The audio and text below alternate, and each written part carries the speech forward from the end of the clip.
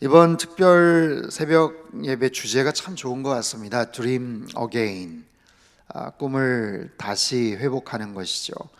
여러분, 어떤 꿈을 회복하기를 원하십니까? 코로나19 상황에서 많이 위축되고 또 많은 부분들이 침체가 되어 있는데 어떤 부분들을 다시 회복했으면 좋겠다라는 그런 기도 제목들이 다 있으리라고 생각을 해요. 하지만 그 중에 가장 중요한 꿈이 있다면 예수님의 꿈이 아닐까 싶습니다. 예수님이 가지신 그 꿈이 무엇일까? 여러분, 예수님은 두 가지 중요한 꿈, 비전을 갖고 계셨죠. 첫 번째는 십자가를 지시는 것이고 두 번째는 교회를 세우는 것입니다. 오늘 읽은 이 말씀, 너무나도 유명하고 잘 알고 있는 말씀, 사도행전 1장 8절의 이 말씀은 예수님께 승천하시면서 제자들에게 남기신 마지막 말씀이에요. 승천하시면서 남기셨던 마지막 말씀. 어쩌면 예수님께서 승천하셨을 때 그 예수님의 심장에 새겨졌을 말씀, 그 말씀 속에서 가장 중요한 세 가지의 키워드, 그게 있다면 성령과 권능과 증인, 이 단어죠. 그 세 가지 단어가 예수님의 심장에 새겨져 있지 않았을까 싶어요. 예수님께서 가장 소중하게 생각하시는 말씀, 가장 귀한 모습으로 강조하셨던 말씀, 그리고 그 말씀에 근거해서 이 땅의 초대 교회가 새롭게 탄생을 하게 된 가장 중요한 원동력이 되었던 그 말씀. 그렇다면 우리가 예수님을 사랑하고 있다면, 또 꿈을 다시 회복하고 꾸기를 원한다면 마땅히 이 예수님의 꿈과 비전이 담겨져 있는 이 말씀, 이 세 가지 단어에 우리들은 당연히 관심을 기울여야 하지 않을까 싶어요. 오늘 세 가지 단어를 중심으로 함께 말씀을 나누려고 합니다. 첫 번째 단어는 성령입니다. 성령. 성령이 너에게 임하시면 권능을 받고 예루살렘과 온 유대와 사마리아와 땅끝까지 이르러 내 증인이 될 것이다. 그 성령, 교회가 시작되게 했던 가장 중요한 원동력이 되었던 바로 이 성령. 여러분, 교회란 무엇입니까? 교회란 어떤 건물이나 조직이나 제도가 아니죠. 교회란 예수 그리스도를 나의 구세주로 고백하는 사람들의 모임입니다. 교회 주인은 하나님이시죠. 교회는 철저하게 하나님의 디자인에 의해서 시작이 된 신적 기관입니다. 그래서 교회 주인이 그 어떤 인간이 될 수 없습니다. 하나님께서 원하시는 모습과 방향대로 나아가야 하죠. 성령 공동체여야 한다라는 겁니다. 성령 충만한 믿음의 공동체, 성령님의 권능과 능력이 나타나는 공동체, 성령님께서 원하시고 기뻐하시는 말씀의 은혜들이 날마다 증인들을 통해서 계속해서 선포되고 나뉘어져야 하는 바로 그런 공동체이죠. 자, 그 성령님은 누구신가? 요한복음 14장 16절 말씀을 우리 한번 같이 읽어보도록 하겠습니다. 시작. 내가 아버지께 구하겠으나 그가 또 다른 보혜사를 너희에게 주사 영원토록 너희와 함께 있게 하리니. 아멘. 또 다른 보혜사를 너희에게 주사. 보혜사. 지방의 어느 곳에 가면 보혜사라는 사찰이 있다라고 들었는데, 여러분, 보혜사, 지킬 보, 은혜해, 스승사, 지키고 보호해주는 스승이다. 영어 성경에 보면 킹 제임스 버전 같은 데 보면 컴포터, 위로자, NIV에 보면 카운셀러, 상담자, 헬라어에는요 파라클레토스, 곁에서 도와주시는 분. 성령님은 누구신가? 우리 곁에서 우리를 도와주시고 우리를 지켜주시는 그런 분이시다. 더 쉽게 말하면 성령님은 좋은 분이다. 우리를 사랑하시고 도와주시는 분이에요. 그 성령님 무엇을 하시는가? 하시는 역할들이 엄청 많죠. 성령님의 은사, 성령님의 열매, 성령님의 능력, 성령 세례, 성령의 권능, 뭐 수없이 많은 그런 역할과 능력들이 있지만 가장 중요한 것, 내가 예수님을 만날 때, 내 안에 예수님을 영접할 때 그 성령 하나님께서 내 안에 임하셔서 나로 하여금 내가 하나님의 구원받은 자녀임을 깨닫게 해주죠. 여러분, 이것은 내가 뭐 노력을 한다고 아니면 의지적으로 막 길을 쓴다고 되는 것이 아니라 내 안에 성령님이 계시기 때문에 자연스럽게 그 하늘 아버지를, 하나님을 나의 아버지라고 고백을 할 수 있죠. 우리가 잘 아는 말씀, 고린도전서 12장 3절 말씀 같이 한번 읽겠습니다. 시작. 그러므로 내가 너희에게 알리노니 하나님의 영으로 말하는 자는 누구든지 예수를 저주할 자라 하지 아니하고 또 성령으로 아니하고는 누구든지 예수를 주시라 할 수 없느니라. 아멘. 성령으로 아니하고는 누구든지 예수를 주님이라 고백할 수 없다라는 거예요. 내가 예수님을 나의 주님으로 고백하고 있다면, 하나님을 나의 아버지라고 고백하고 있다면 그것은 내 안에 성령님이 계시기 때문이다 라는 것이죠. 여러분, 내가 하고 싶다고 되는 것이 아니에요. 내 안에 성령님께서 들어오셨기 때문에 가능한 일이죠. 그 성령님의 역할, 우리 마음속에 내재하셔서 더 좋은 사람이 되기를 원하고 하나님의 정말 귀한 성품, 주님의 귀한 성품, 성화되어가는 그런 삶. 여러분, 성화된다라는 것은 주님의 거룩함이 나의 성품을 통해서 드러나는 거죠. 주님의 아름다움이, 가장 완벽한 주님의 사랑이 나의 성품을 통해서, 나의 인격을 통해서, 나의 언행심사를 통해서 나타나는 것, 그렇게 되어지는 것, 그렇게 변화되어 가는 것, 그것이 바로 성화고 성령님의 귀한 역할이죠. 그렇게 민감하게 살아갈 때 그 성령 하나님은 가장 가까운 곳에서 나의 삶을 주장하시고 인도하시고 지켜주시고 보호해주시고, 사람과의 관계를 통해서, 만남을 통해서, 내가 시간을 사용하는 데 있어서, 돈을 사용하는 데 있어서 그 성령 하나님께서는 필요한 지혜도 주시고 때로는 용기도 주시고 위로도 허락해 주시죠. 사랑하는 성도 여러분, 여러분들 성령 충만하여 살아가시기를 주님의 이름으로 축원합니다.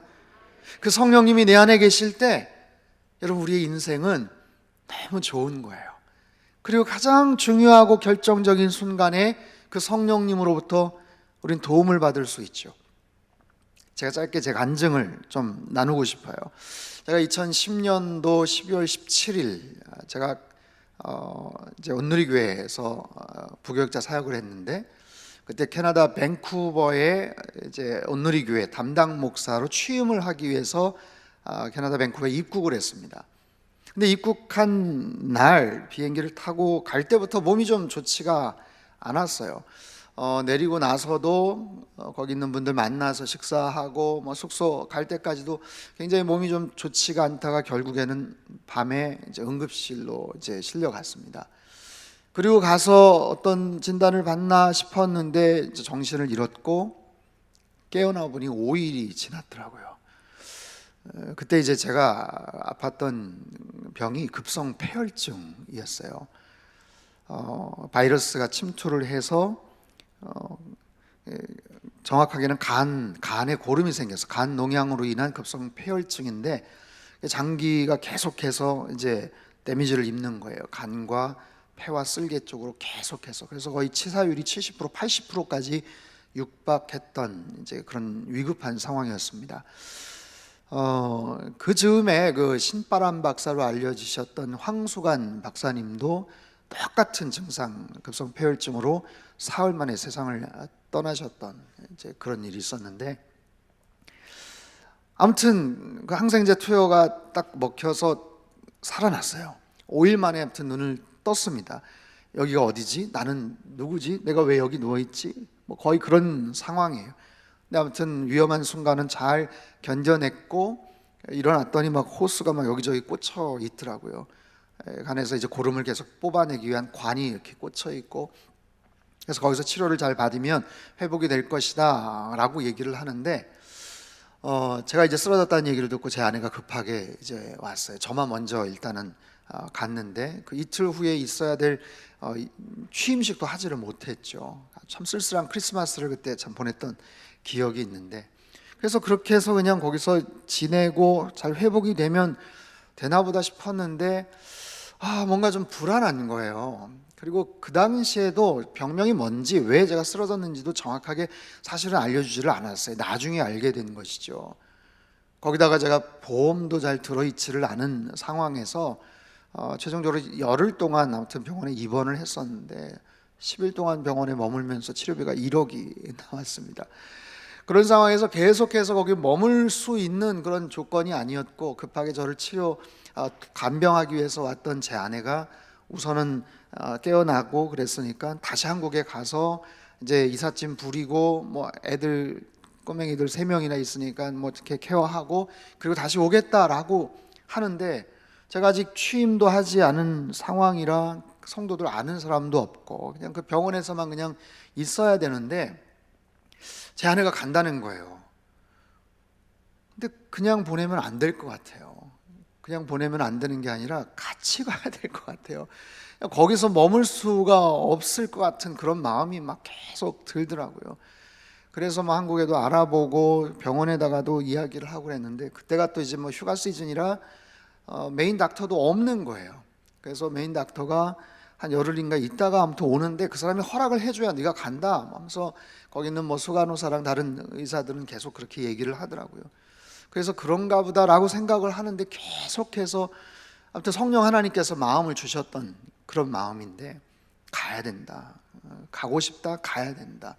그래서 제 아내가 가기로 한 12월 29일 저도 그냥 티켓팅을 해버렸어요. 같이. 아무튼 우여곡절이 많이 있었는데 티켓팅을 다 해버렸고, 저에게 최종적으로 확답을 해줘야 되는 의사는 12월 29일 날 아침에 이제 오는 거예요. 휴가 갔다가. 근데 저는 이미 오후 12시 것으로 티켓팅을 하고 메인 닥터가 왔을 때 그 티켓을 보여주면서 나 가야 된다, 가고 싶다. 근데 상태가 뭐 이건 심상치가 않은 거예요. 5일 동안 거의 죽었다가 살아났죠. 아직도 관을 꼽고 있죠. 그리고 뭐 그 상황에서 비행기를 태워줄 리도 없고 가면 되게 위험하다. 누가 책임지겠냐.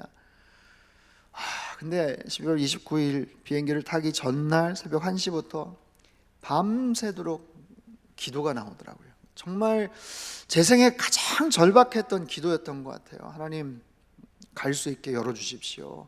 이미 티켓팅까지 했습니다. 내일 아침에 의사가 오면 아무튼 거기서 사인을 하고 허락을 받고 갈 수 있게끔 해주십시오.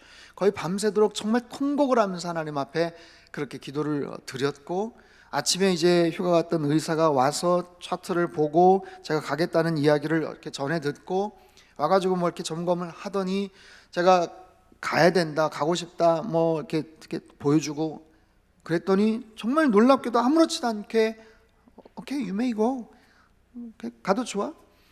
그러면서 너 링거라도 하나 빨리 좀 맞고 비행기 시간 한 10시간 12시간 정도 되는데 그러면 항상 이제 약으로라도 내가 줄 테니까 그렇게 가라. 정말 기적과 같이 허락을 이렇게 받고 나가는 거예요. 나가는데 오히려 종이도 하나 또 써주면서 혹시 뭐 공항이나 이쪽에서 누가 그러면 내가 뭐 책임지겠다고. 여러분, 그러기가 쉽지가 않거든요. 지금 생각해보면 참 신기한 거예요. 어쨌든 그렇게 해서 공항에 들어왔어요. 공항에 들어와서 아무튼 비행기 안에까지 탑승을 잘 했죠. 그래서 이제 안심하고 갈 수 있나 보다. 그래 도착을 하면 이미 세브란스에 다 예약을 했고 구급차, 응급차까지 다 앰뷸런스까지 준비를 해놓은 그런 상태예요. 근데 한 3시간 정도 됐을까요? 비행기가 딱 뜨고 나서 한 3시간 정도 됐는데 여기 관 꼽았던 데가 좀 부풀어 오르는 듯한 느낌이 들더라고요. 이 관을 이렇게 어느 정도만 자르고 옷으로 이렇게 가렸어요. 그걸 뽑고 갈 수가 없는 거기 때문에. 근데 안 된다라고 막 했던 다른 의사가 그때 했던 얘기가 갑자기 생각이 나는 거예요. 너 그거 관이 잘못하면 기압 때문에 이거 잘못하면 위험할 수 있다, 터질 수도 있다, 뭐 그런 얘기가 막 생각이 나면서 엄청나게 걱정이 되는 거예요. 막 통증이 막 있으니까. 그래서 급하게 스튜어디스한테 상황을 얘기를 했고 뭐 부기장이 막 쫓아오고 기내 안내 방송이 막 나오고 그래서 어떤 간호사분이 와가지고 이제 뭐 맥박도 찍고 그래서 결국 아무튼 안정제 같은 거 하나 먹고 겨우 마음을 가다듬고 이제 도착을 해서 인천공항에 도착을 해서 준비된 앰뷸런스에 거의 누워서 그냥 이렇게 갔죠. 그렇게 해서 샌프란시스코에 들어갔고, 들어가자마자 CT랑 MRI랑 뭐 차트 보면서 다 아무튼 검사를 다 했고, 그 다음날 이제 아침에 거기 메인 닥터, 그 당시에 온누리교회 장로님이셨는데 차트를 갖고 오셔서 저한테 이렇게 보여주시더라고요. 그러면서 그분이 하시는 얘기가 너무 놀라운 거예요. 목사님, 정말 위험한 상황이었는데 감사하게 다행히 그래도 잘 오셨다. 근데 정말 희한하고 신기한 것은 목사님이 지금 간에 고름이 생겨가지고 그것을 뽑기 위해서 관을 지금 꼽고 있는데, 지금 꼽혀 있는 데는 간이 아니라 쓸개에다가 그걸 꽂고 있다는 거예요. 그래서 엉뚱한 쓸개즙이 계속해서 나왔고, 거기서 뽑아야 될 간의 고름은 그냥 있는 거예요.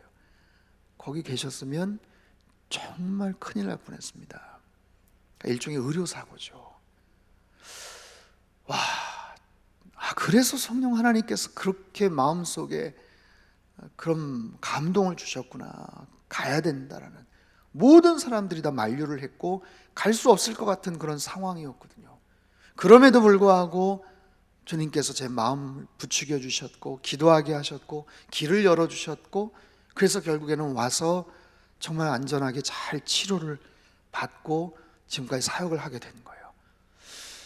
사랑하는 성도 여러분, 성령 하나님께서는 우리를 사랑하셔요.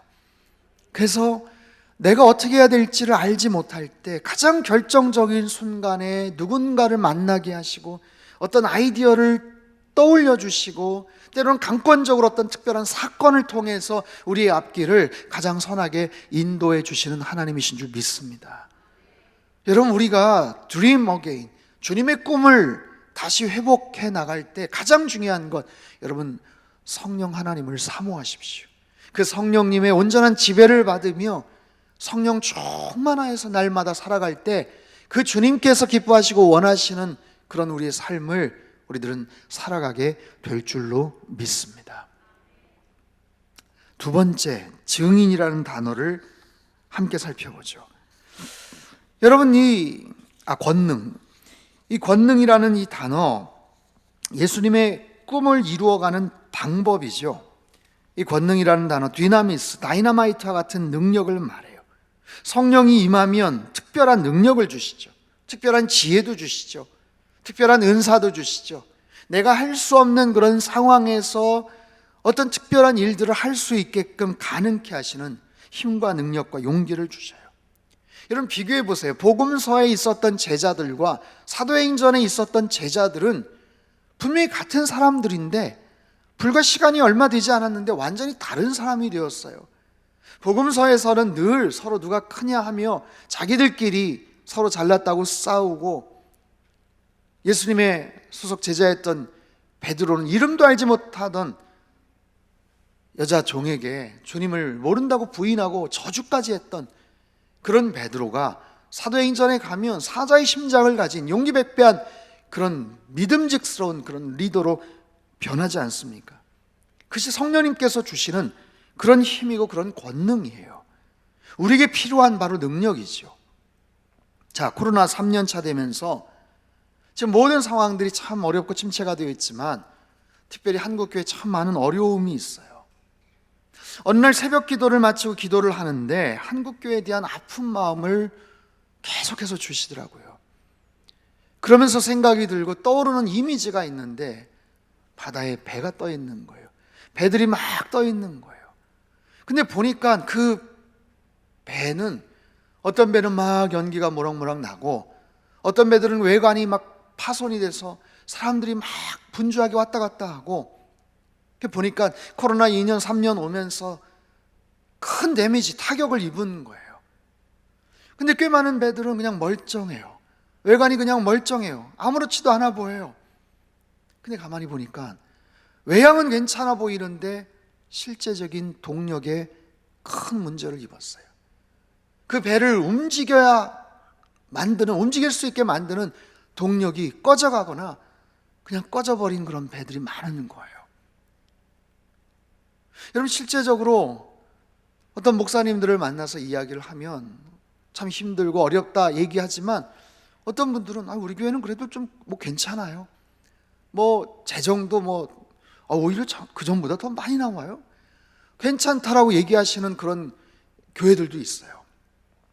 근데 보니까 좀 더 깊이 얘기를 들어보면 괜찮지가 않아요. 코로나 2년 3년 동안 젊은 층들이 많이 교회를 떠났고 가난한 성도가 되었고 교회 학교는 거의 반토막이 났어요. 제가 아는 목사님은 서울에서 학교를 빌려서 교회를 목회를 하시는데 작년 1년 동안 단 한 주도 어린아이들을 볼 수가 없었다고 이야기를 하더라고요.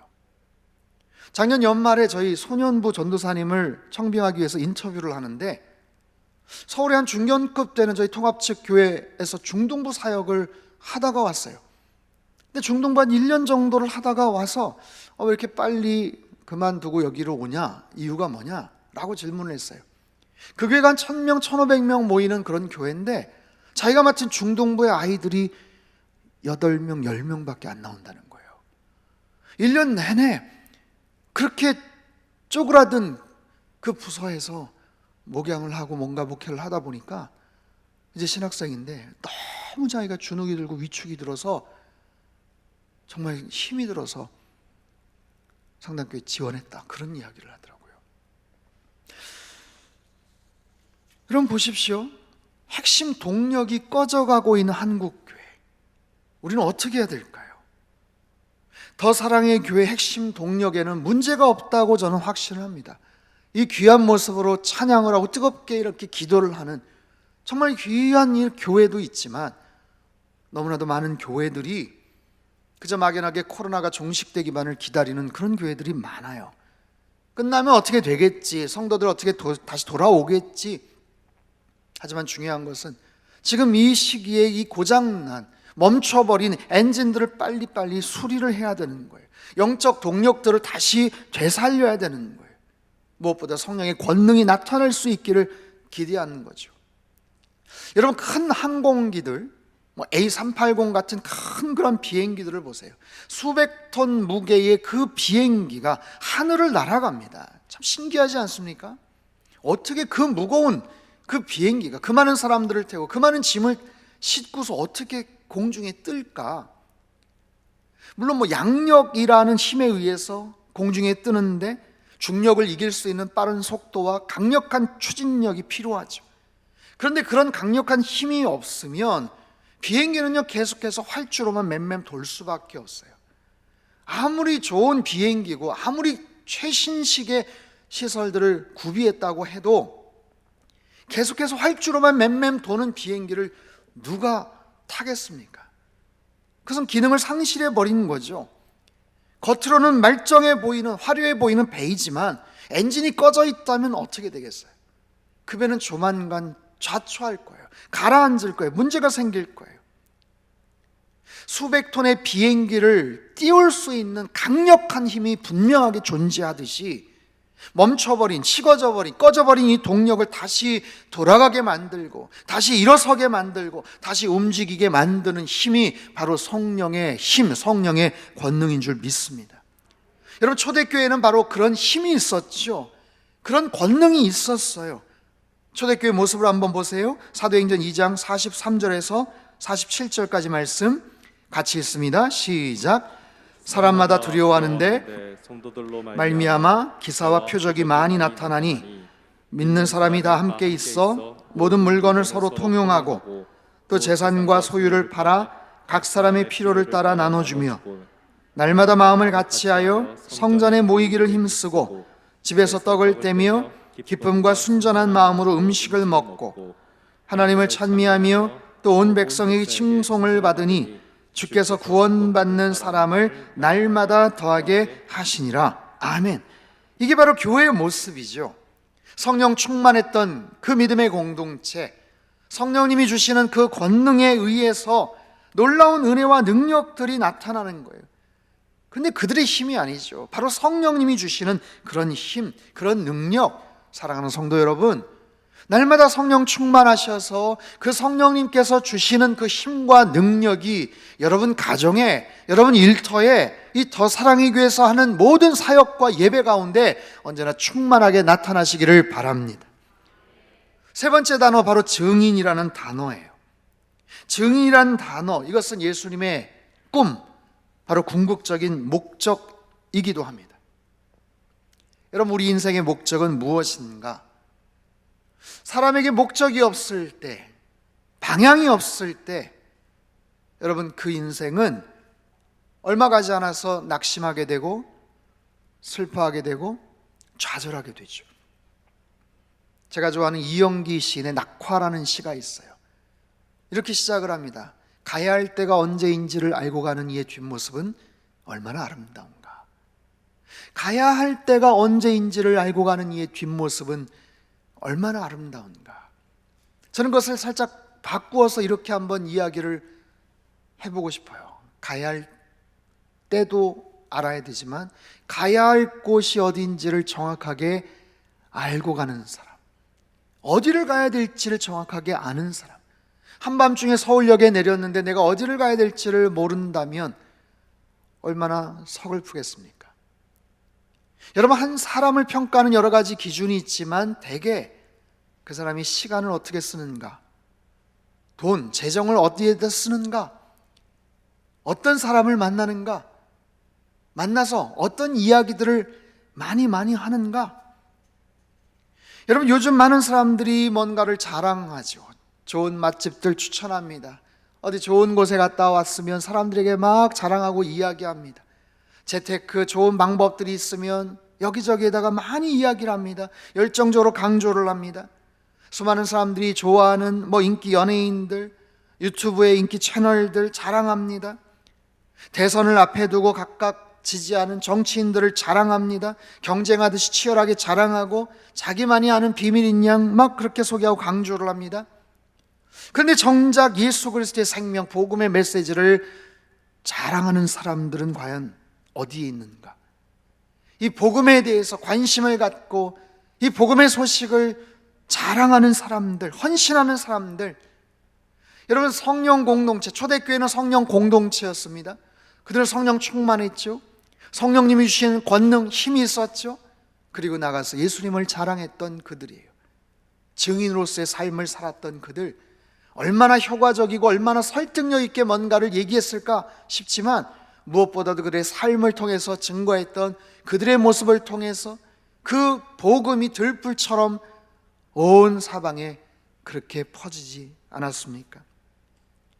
여러분, 우리가 가져야 될 이 꿈, 내 개인적인 그런 꿈이 아니라, 우리 가정의 꿈이 아니라, 야망이 아니라 예수님의 꿈, 예수님이 갖고 계시는 그 꿈, 성령과 권능과 그 증인을 가장 중요한 핵심 가치로 가슴속에 품고 만나는 사람들, 거하는 모든 곳에서 할 수 있는 기회를 가지고 그 예수님을 자랑하고 증거하는 그런 사람들이 과연 얼마나 될까?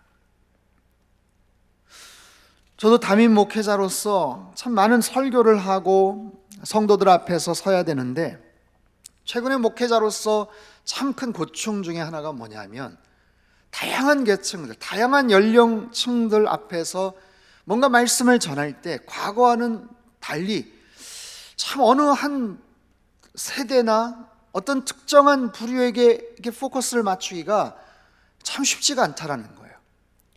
여러분, 이 교회 구성원에 대한 이 다양성들을 우리는 좀 이해를 할 필요가 있습니다. 교회는 어린 아이, 어린 갓난쟁이서부터 노년에 이르기까지 같이 모여서, 물론 예배는 각각 다르긴 하지만 같은 비전을 가지고 함께 신앙생활하고 그 목회의 어떤 구성원으로서 살아가잖아요. 여러분, 대한민국 세대별 제가 한번 표를 만들어 봤어요. 여러분이 각각 어느 연령대인지 한번 보시면서 한번 들어보십시오. 60대, 70대 우리 어르신들, 아날로그 세대예요. 산업화 시대죠.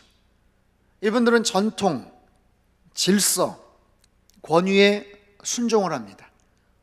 대를 위해서 소를 희생하는, 그렇게 또 살아오셨죠. 대한민국의 가장 힘들고 어려운 그런 상황들 속에서 가정을 일구고 우리나라를 여기까지 이끌어 오셨던 참 귀한 우리의 선배들이고 또 어르신들이에요. 40대, 50대는 어떨까요? 이들은 디지털 세대입니다. X세대라고 처음 시작이 되었던, 그러면서 시대적인 구분은 민주화 시대입니다. 합리적인 접근들, 이성적인 납득이 굉장히 중요하죠. 옳고 그름에 대해서 민감합니다. 정의에 대해서, 공정에 대해서 아주 민감합니다. 20대, 30대 우리 청년 세대들, 이들은 본격적인 인터넷 세대입니다. 유튜브 세대, 정보화 시대라고 말할 수 있죠. 이들에게 중요한 것은 감성적인 접근이에요. 옳고 그름이 아닌 호불호가 중요하다는 거예요. 옳은 건 알겠는데 그래도 끌리진 않아. 그것이 되게 중요합니다. 10대는 어떨까요? 가상현실 세대죠. 글로벌 세대, 현실과 가상의 세계를 왔다 갔다 합니다. 이제 본격화될 AR, VR, 메타버스, 증강현실.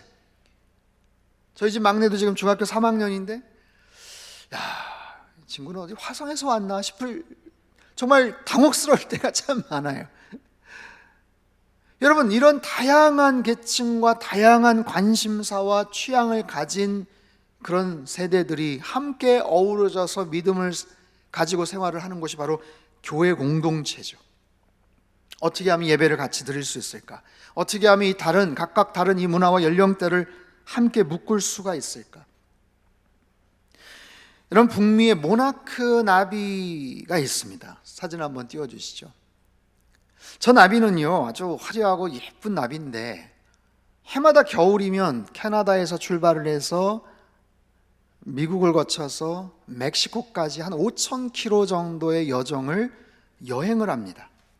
저 작고 연약한 나비가 그 먼 거리를 여행을 해서 겨울을 피해서 따뜻한 멕시코의 미초아칸주에 도착을 해요. 그러면 거기에서 떼를 지어서 수십만 마리가 나무에 붙어서 겨울을 보내고 따뜻한 봄이 되면 누가 정말 명령하고 지시라도 한 것처럼 다시 기지개를 피고 자기가 떠나왔던 캐나다 쪽으로 다시 날아가요. 그런데 한 번에 날아가지를 못합니다. 무려 3대, 4대에 거쳐서 곳곳에서 잠시 잠깐 머물면서 거기서 알을 낳고 거기서 부화를 하고 그러면서 북상을 하는 거예요. 때론 나비들의 수명이 몇 주에서 길어야 2달 정도밖에 안 됩니다. 그런데요, 신기하게도 대를 이어서 자기가 경험하지도 않았던 그곳을 향해서 가는 거예요. 학자들이 참 신기하다고 생각을 했어요. 어떻게 갈 수가 있는가? 근데 보니까 유전자 기록이 있어요. 태양 나침반이 뇌에 인식이 되어 있다는 거예요. 그래서 자기가 한 번도 경험해 보지 못했던, 아니 자기 부모 세대, 할아버지 세대가 떠나왔던 그곳을 향해서 북상하고 가는 거예요. 자기가 할 수 있는 더 멀리 가면 자기의 자손이 된 그 나비들은 조금 더 편안하게 그 여정을 마칠 수가 있는 거죠. 그래서 다시 캐나다로 들어가면 그곳은 자기가 태어난 곳이 아닌 자기 할아버지가 태어난, 때로는 증조 할아버지 나비가 태어난 그곳을 향해서 대를 이어서 그곳까지 간다라는 거예요. 사랑하는 성도 여러분, 우리가 교회 안에서 3대 특세처럼 각각 다른 세대, 문화, 연령대를 어떻게 하면 하나로 묶을 수가 있을까요? 그것은 영원히 변함이 없는 하나님의 말씀으로 가능한 줄 믿습니다.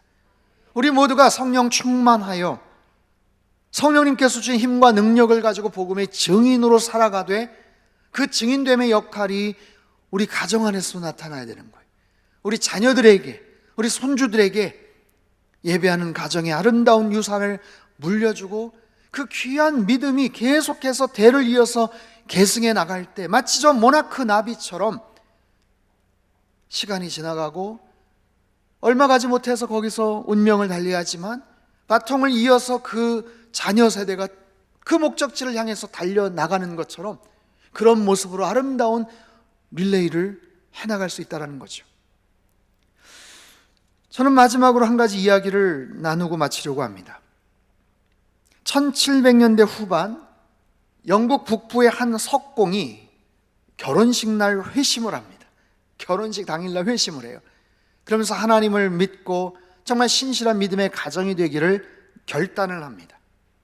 제임스와 베티라는 이 젊은 부부는 오직 나와 내 집은 여호와 하나님만을 섬기겠노라 라는 그런 믿음의 결단을 해요. 이 제임스는요, 요한 웨슬리와 동시대를 살았는데 정말 성심껏 자녀들에게 믿음을 잘 계승을 시켰어요.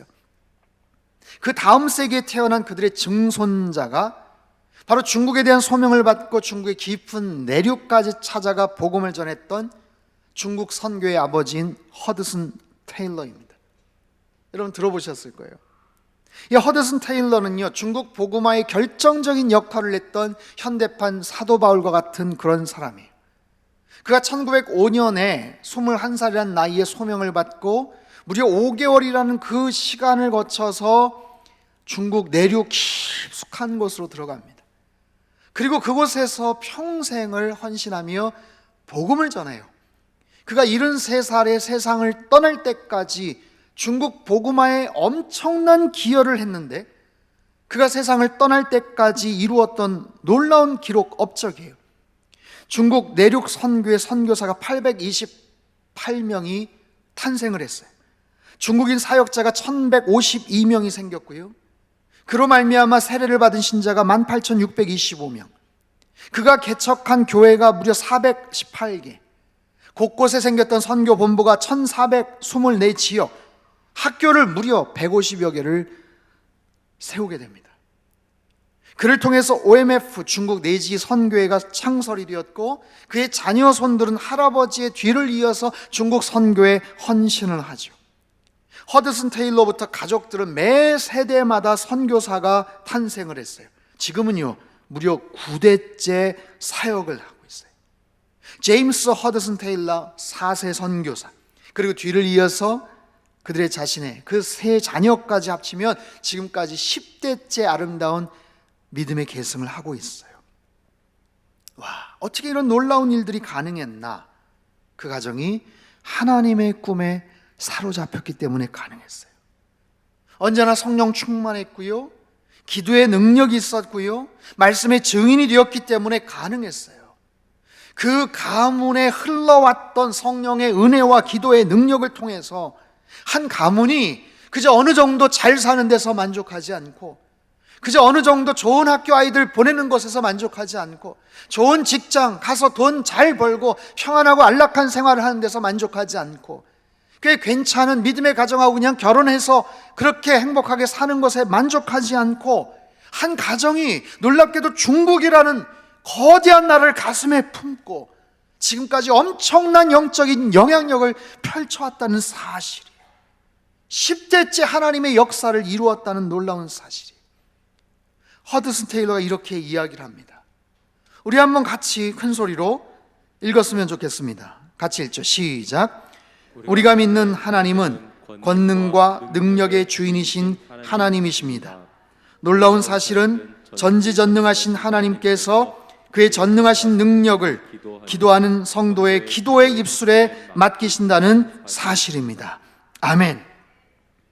사랑하는 더사랑교회 우리 성도 여러분, 하나님의 꿈을 품고 다시 일어나시기를 주님의 이름으로 축원합니다.